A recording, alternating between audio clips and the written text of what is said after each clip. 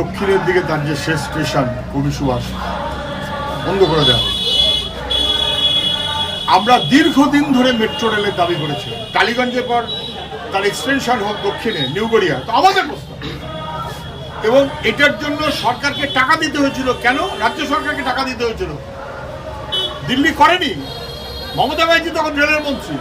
দিল্লি টাকা আদায় করেছিল রাজ্য সরকার থেকে, কিন্তু কাজ করেছিল দিল্লির রেল, তার মন্ত্রীর নাম মমতা ব্যানার্জি। ওখানেও এমন টাকা মারা মেরেছেন যে 15 বছরের মধ্যে স্টেশনটা নষ্ট হয়ে গেল। এত টাকা মেরেছেন, রাজ্য সরকারই এসে টাকা মেরেছেন তা না, তার আগে থেকে টাকা মারছেন। একে রাজ্য সরকারের কাছ থেকে টাকা নিয়েছেন মেট্রো রেলের প্রকল্পের জন্য, তার উপরে খুব এমন কোয়ালিটির কাজ যে আজকে বন্ধ হয়ে গেল। মুখ্যমন্ত্রীকে উত্তর দিতে হবে তো যে আমি রেলমন্ত্রী ছিলাম এবং আমি অপদার্থতা করেছি।